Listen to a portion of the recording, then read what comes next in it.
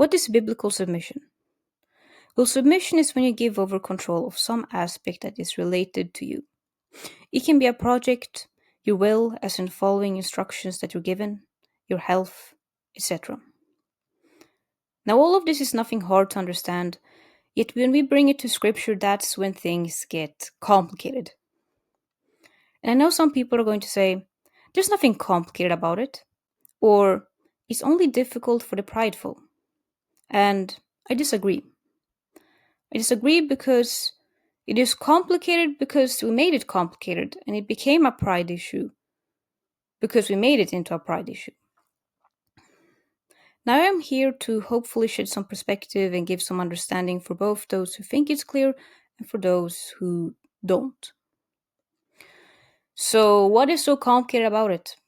Well, all the examples I described involved a formal and authoritative perspective in which a person, for the most part, has no personal relationship to. It doesn't involve a desire or will, it's a duty. It's mandatory. So, when you apply it then to a personal setting, it becomes very messy and confusing. Why? Well, can you say no? If you submit to someone, does consent exist and how? Can you ask questions, or is that a sign of being unsubmissive? What if you have something to say in a big decision, or you're severely anxious of the decision that is to be made? Are you the problem and need more faith? Can you be involved in from time to time in what the other takes care of, whether that be the economy, children, chores, budgeting, etc.? Those are the questions that I'm sure many people have. And if all of that is wrong, most don't want to get married. Is submission evil? No. But the misunderstanding and wrong interpretation can cause a lot of problems and discouragement. Yeah, wrong interpretation. I believe it to be wrong. Because the way submission is taught and interpreted is that it's about mainly obedience. And that if you wonder why, well, you're evil because it's by design or because that's what it says in the Bible. I really hate it when you ask why and they say, because it said so, and then follows with a lot of guilt tripping. Why? Because it gives the assumption that interpretation is what it says. And you just fear mongering instead of actual arguments. Things are there for a reason, so it's important to understand, especially regarding how you're supposed to act, i.e., what's considered sin or not and how it looks like. Now, if anyone that has disagreed from the beginning is still with me, I'm here to finally give the interpretation. Submission is not about obedience. It's about giving something over out of will and relief. It's about letting someone else deal with something for you as you deal with something for them. It's also about trust, where you see that person cares for you, so that's why you listen to them. It's something individual and not a one-fit-all. We're all people with different sets of skills, interest, tolerance, and more. Most things will be common among households, while certain things will be different.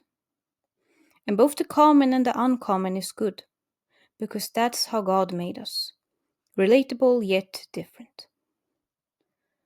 So you put those boundaries and set those rules together of who covers what, of how involved the other wants to be in what the person does, and how does that person feel about that.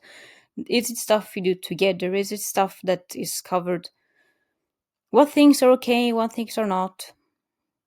If you have a question, you should feel comfortable to ask a question. You can't say no to things. There will be disagreements from both sides.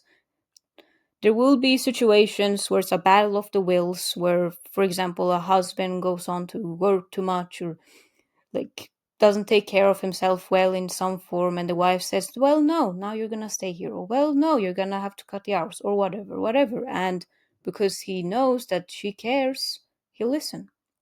And then it'll be the opposite. Like, for example, she wants to go really, really late and he feels quite concerned because of the area that they live in. So he's like, I'm gonna be at work in that time. I don't want you to go there. It makes me a bit worried. Could you please do that for me? And also, because I feel like that would make you more safe. Um, so there will be a situation like that, and she'll be like, okay, I can see that he cares, and I also don't want him to feel all worried, so she'll stay.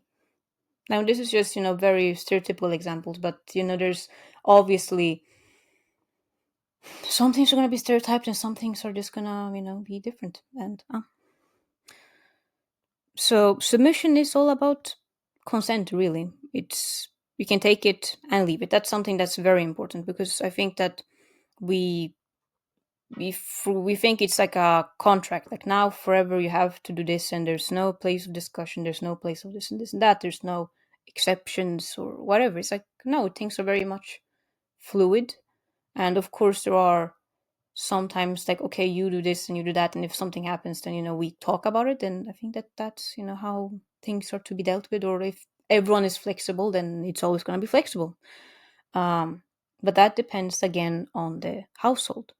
So it's something you can take and something you can leave. Jesus himself, he said that he willingly allowed himself to get to the cross. It's not something he was forced into. And prophets, they constantly go on to ask questions, and God answers them. When they are confused about how they're supposed to do something, they're not sure about something. They think like Moses was complaining about that. He's like, I stutter, so I don't think I can go and do that. And God got angry, but they worked things out. So it wasn't like you're struck down dead now. It's like, okay. So even in these type of power dynamics, all of these things are allowed. It's healthy, safe. So submission is good, goes both ways, and not at all complicated when you have the correct interpretation. I also want to add that just as someone chooses how much and what they want to submit, it's also up to the other person on how much they're going to take and deal with. So so don't let it be because of your, like, whether you're a man or a woman, or because of economy, because it's really on how much you can take and preference. It's better to communicate that you can't deal with that than to try to do so because of expectations, when it could be more harmful, because you could collapse, whether that be the economy, you could hurt yourself, which in cause affect everyone else, and etc., etc. So it's better to just be honest on what you can and can't deal with. And that's all. Now, if anyone has something to add, any counter argument, any scripture, even something unrelated, just a revelation, or a revelation connected to that, or whatever, feel free to put that in the comment section. But please put like a title with in all caps. So if it's a counter argument, like, put that in all caps, so that if I or any other person wants to read about those things, or just want to notice you more easily, I think it's going to be more practical. I think it's going to be more helpful. And also, if you want me to elaborate on some things, maybe I was a bit vague, maybe you wanted some scripture on certain things on this topic, then ask. Also, is there something wrong with a traditional submission lifestyle, like the household style itself? Like, if someone has, like, men just take care of this, women just take care of this, and you guys live it out? No, I don't think there's anything toxic in and of itself of that. It's just because for some people it works. I just think that it's not a one fit for all. So, yeah, that's all. Bye.